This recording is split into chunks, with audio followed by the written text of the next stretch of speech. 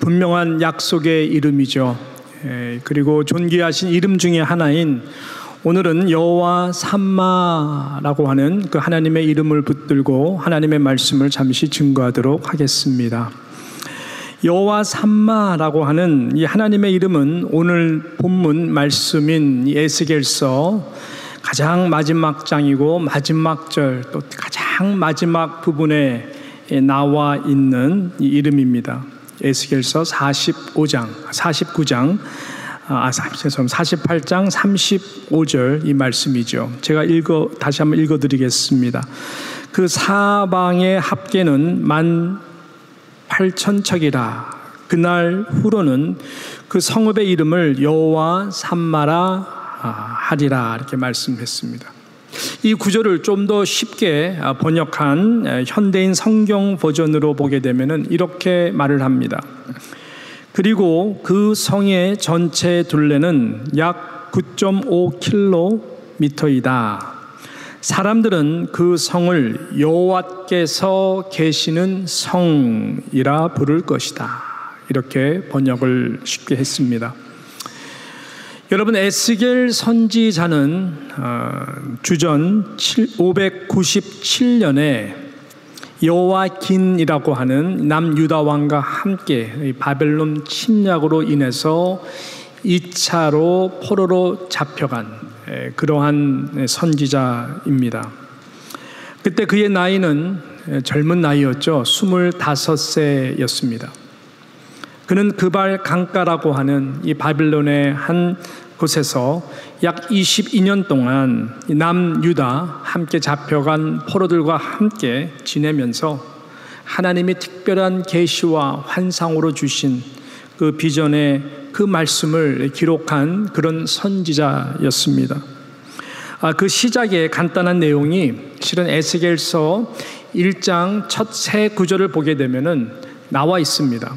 앞에 뜰터인데 제가 읽어드리겠습니다. 30째 해 넷째 달, 그러니까 30째 해라는 것은 에스겔 선지자가 30세, at the age of 30, 30세 됐을 때를 말하는 것입니다.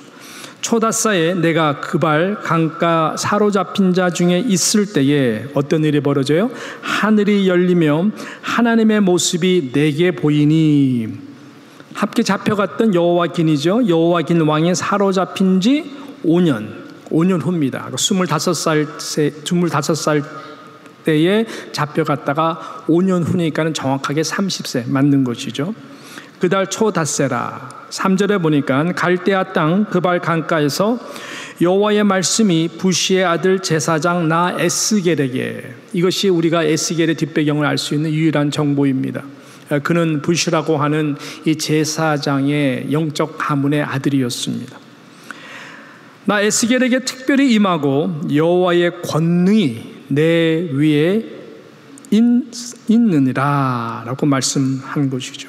그러니까 그가 30살 되던 해에 하늘의 문이 열리고 하나님께서 포로로 잡혀간 지 5년 후에 엄청난 계시들을 그에게 환상 가운데에 보여주시고 그가 기록을 한 것입니다.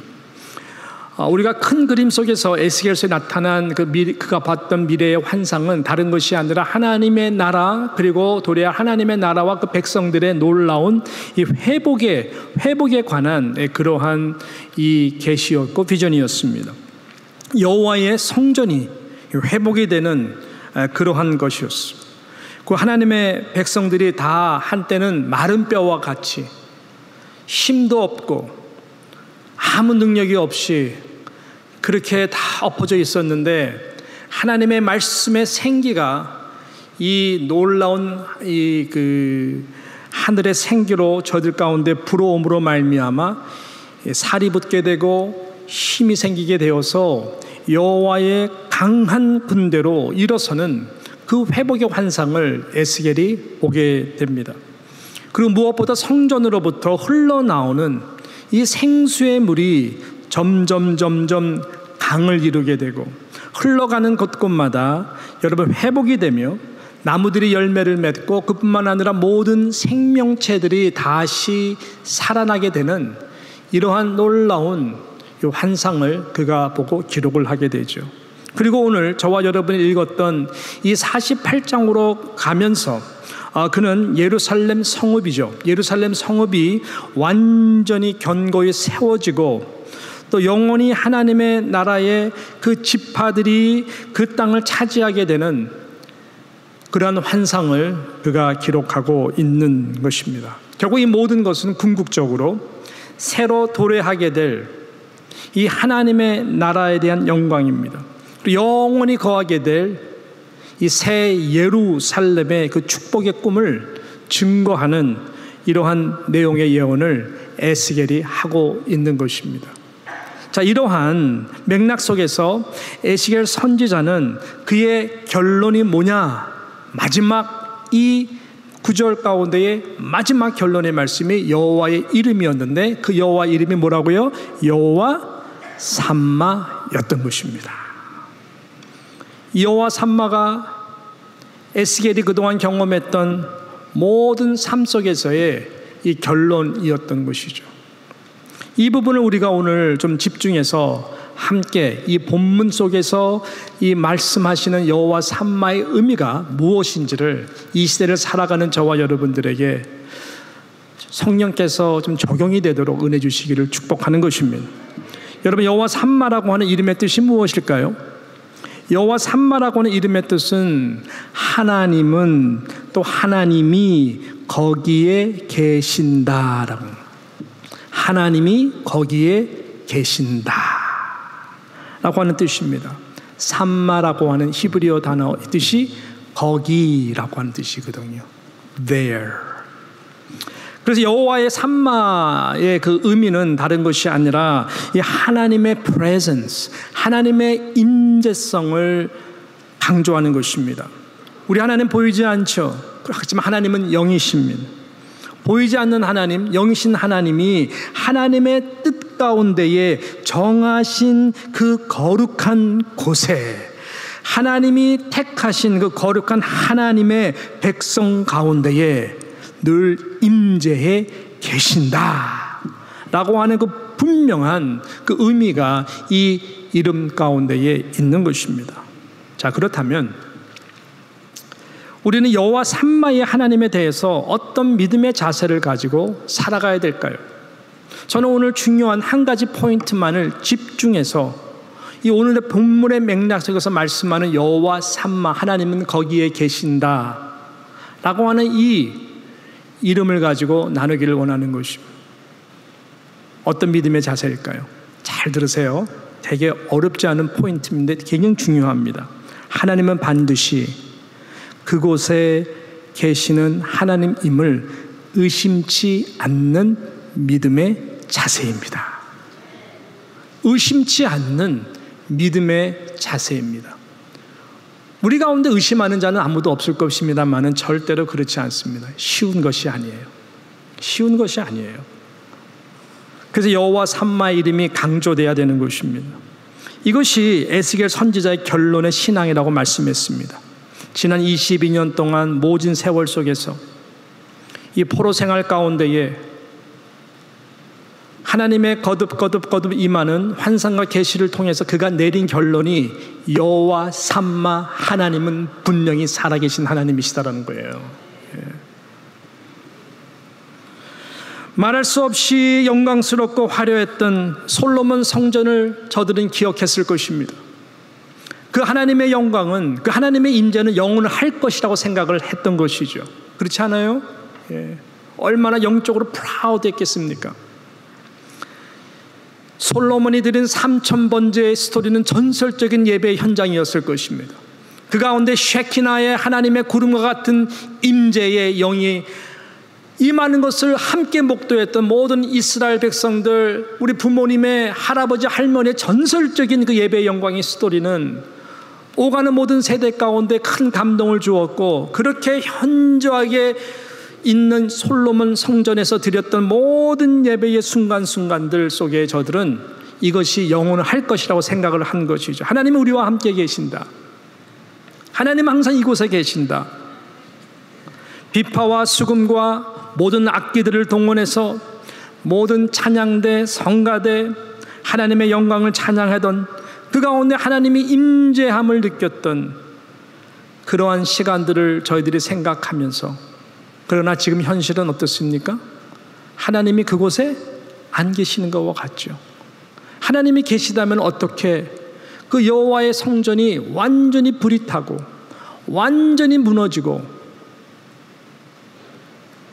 더 이상 예배가 존재하지 않는 그곳에 하나님이 과연 계실까? 여호와 삼마? No. 하나님 그곳에 계시지 않아. 의심하지 않을 수가 없는 것이죠. 더군다나 지금 남유다 백성은 그발 강가에서 너무나 서러운 시간을 보내고 있습니다. 바벨론 사람들이 포로 잡혀온 저들에게 시편 말씀처럼, 야, 너 시온 니들 고향의 노래나 불러봐. 하나님의 임재가 있지 않는 곳에서 여러분 저들이 아는 히브리어 찬양을 올려드린다는 것만큼 슬픈 이야기가 어디 있습니까? 조롱거리를 당하면서 찬송을 한번 해봐. 너희들 18번 노래 불러봐. 하라니까. 예배의 세팅도 아니고 깔깔대고 웃는 저들 앞에 복의 근원 강림하사 이렇게 찬송할 수 있겠어요? 예? 깔깔대고 조롱 웃는 저들에게 더 크게 하나님이 거기 계신다고 말을 할 수 있겠냐고요. 하나님이 과연 그곳에 계신다면, 우리와 함께 한다면 어떻게 이런 일이 우리에게 벌어질 수 있을까? 여호와 샴마 하나님을 의심할 수밖에 없는 것이죠. 삶 속에 지금 보이고 나타난 결과로 여호와 샴마 하나님을 의심할 수가 있는 것입니다. 그래서 결론이 여호와 샴마 하나님이신 것이죠. 그러면 저들은 하나님이 그곳에 안 계신다고 생각했거든. 1956년 미국 전역에 큰 충격으로 몰아넣었던 이야기 하나가 있습니다. 짐 엘리엇 그리고 그의 신실한 하나님을 사랑하는 친구 4명이 함께 에콰도르, 특별히 아마존 강가에 있는 아주 미전도 종족, 미개한 종족 아우카 그 부족에게 복음을 전하기 위하여 선교를 가서 경비행기에서 내리자마자 비참하게 저들의 창에 의해 가지고 5명이 완전히 살해된, 죽게 된 그 사건이었습니다. 단 한 명에게도, 단 한마디도 복음을 전하지도 못한 채 저희들은 죽은 것이죠. 완전히 강가의 시체들이 넓어져 있는 것이죠. 그 사건을 미국에서는 크게 다뤘어요. 그래서 이 사건을 이 미국 신문에 이러한 타이틀을 걸고 크게 보도를 하였습니다. 타이틀이 뭐였으면 Unnecessary Waste! exclamation mark. 딱 느낌표를 찍어서 Unnecessary Waste. 한국말로 표현한다면 얼마나 불필요한 낭비인가. 예. 저들의 무모한 선교를 비판하는 그러한 기사의 내용이었습니다. 하기사, 그럴 만한 것이요.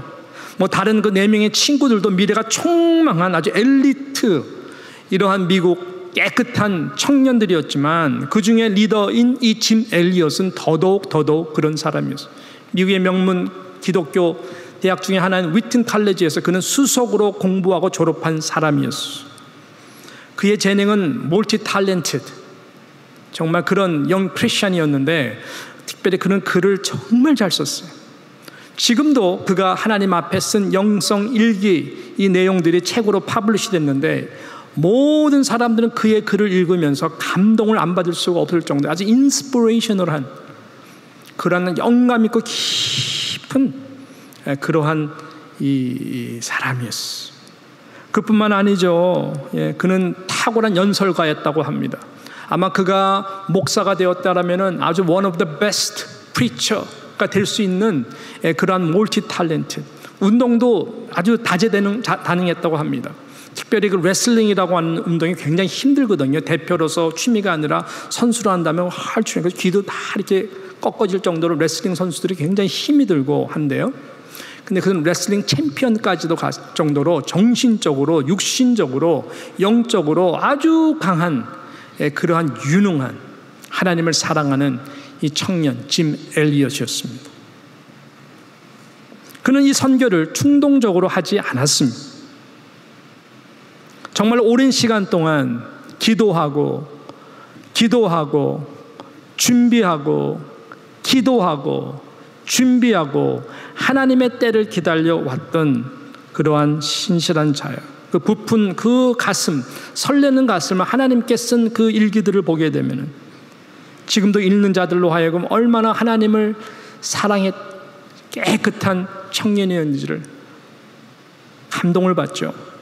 그러던 그가 그의 친구들과 함께 단 한 명에게도 단 한마디도 그렇게 복음을 전하고 싶은 아우카 족속에게 아무것도 하지 못하고 비참하게 창에 맞아 죽었으니까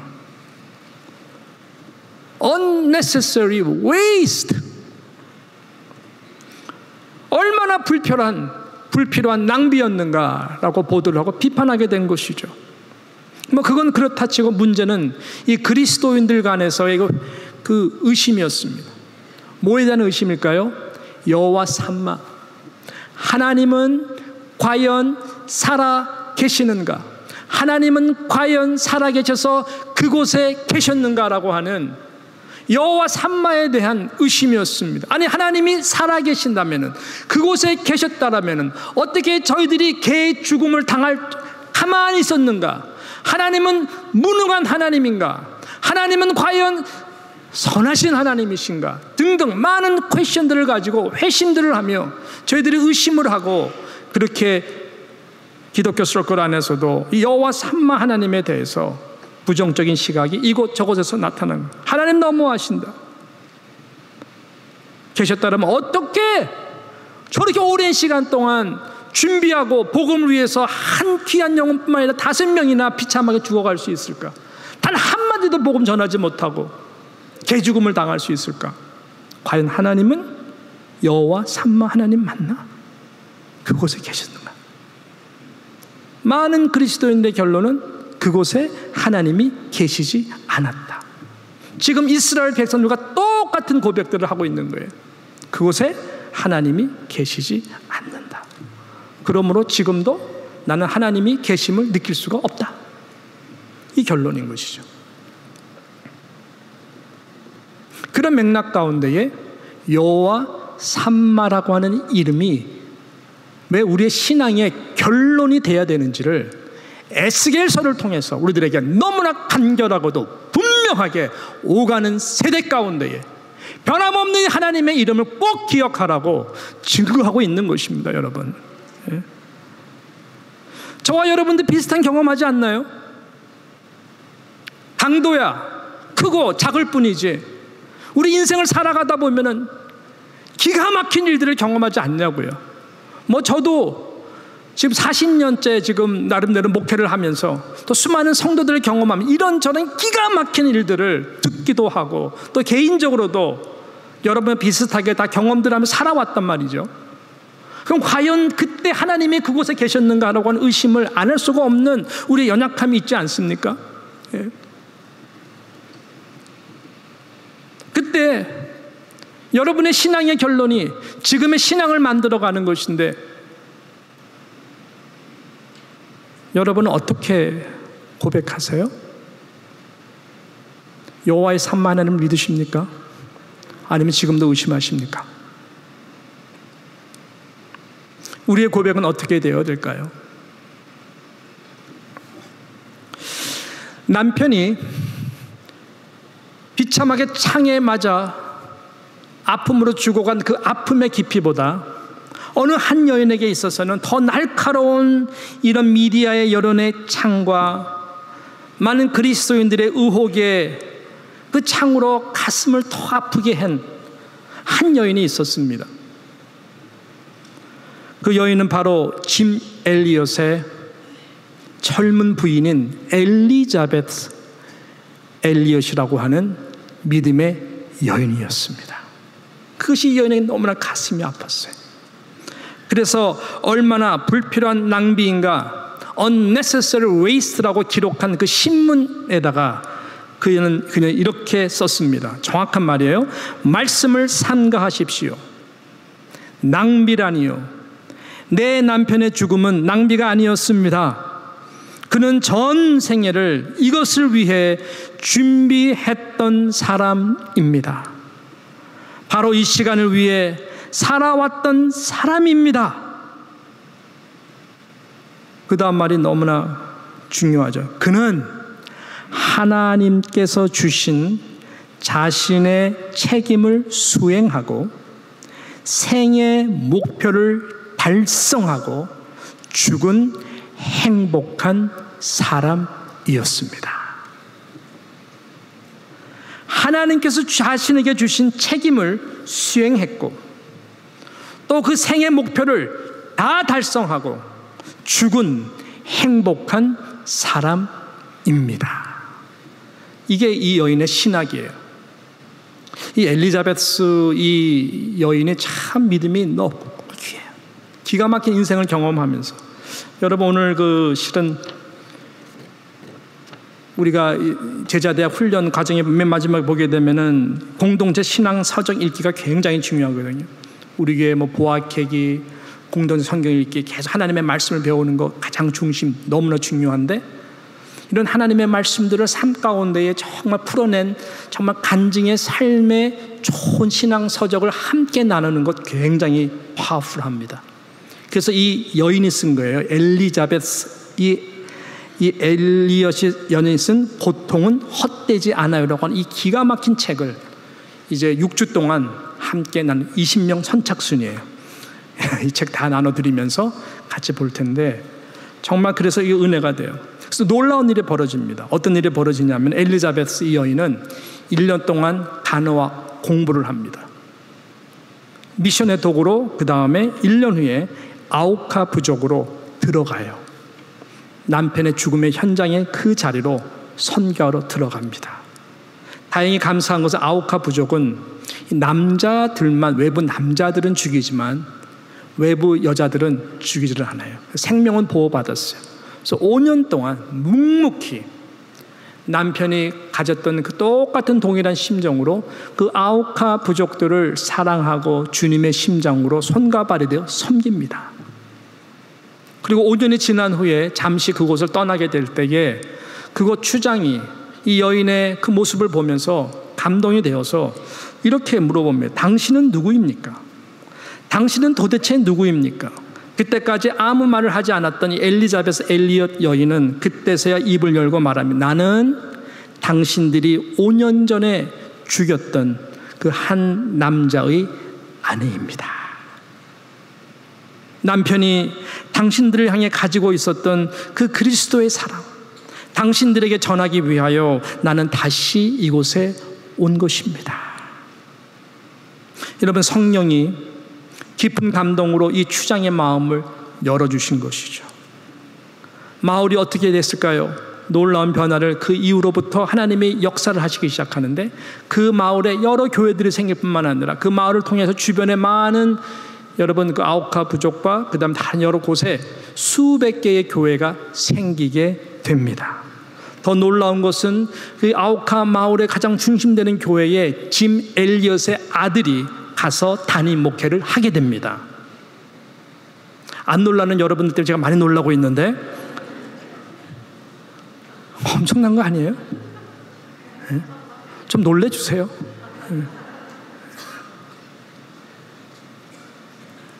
더 놀라운 거 하나는 짐 엘리엇과 친구들 죽였던 그 아우카족이 장로가 돼요, 그 교회.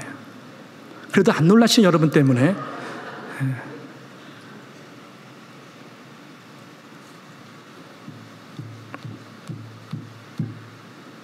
이 놀라운 복음의 열매예요. 불필요한 낭비가 아닌 거룩한 낭비임을 즐거운. 그래서 그 당시 많은 젊은이들이 감동을 받아서 용기를 얻어 정말 선교지로 많이 나가게 되는 놀라운 선교의 부흥을 짐 엘리엇과 4명의 죽음을 통해서 하나님은 놀랍게 일을 하신 것입니다. 거기에 하나님이 계시는가? 의심했던 많은 사람들이 이 놀라운 복음의 역사를 보고 아니었구나, 그곳에 하나님이 계셨구나, 여호와 삼마 하나님의 그 이름을 높인 것이죠. 사랑하는 성도 여러분, 저는 이제 말씀을 마무리합니다. 이것이 이스라엘 백성들 에스겔의 신앙의 결론이고, 이것이 과연 하나님이 그곳에 계시는가 의심하는 모든 신앙인들에도 결론이 돼야 되는 것입니다. 저와 여러분의 삶도 마찬가지입니다. 그 하나님은 거기에 계십니다. 하나님은 거기에 계신 여호와 삼마의 하나님으로서 하나님은 약속을 하시죠. 특히 이사야를 통해 가지고 보라, 처녀가 잉태하여 아들을 낳을 것이니 그 이름을 뭐라? 예수라 하라. 또 그 이름 뭐라 하라? 임마누엘이라 하리라. 임마누엘의 하나님으로 약속하셨어요. 임마누엘, 여호와 삼마의 친척입니다.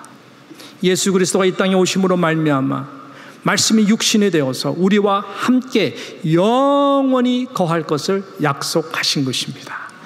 저기에 계셨던 하나님이 인간의 몸으로 이 땅에 오셔서 영원히 우리와 함께 거하시고 예수 그리스도께서 승천하시면서 뭐라 그래요? 볼지어다 세상 끝날까지 내가 너희와 항상 함께 있으리라 라고 말씀해요. 너희가 환난을 당하나 담대하라, 내가 세상을 이기었노라 라고 말씀하세요. 다 이루었다라고 말씀하시는 것이죠. 그래서 하나님은 이제는 성령 가운데에 우리 가운데 보내주셔서 보혜사 성령 파라 곁에 항상 계시는 클레이토스, 우리에게 헬퍼가 되어주시고 우리에게 위로자가 되어주는 컴포터로서 항상 우리와 떠나지 않을 계시는 하나님을 약속하신 것입니다. 에스겔 이름의 뜻은 다른 것이 아닙니다. 하나님께서 강하게 하신다라는 거예요. 언제 강하게 하신다는 걸까요? 우리의 믿음이 흔들릴 때겠죠. 과연 하나님은 나와 함께 계시는가? 과연 하나님은 나의 인생에 그때그때 계셨던 것인가?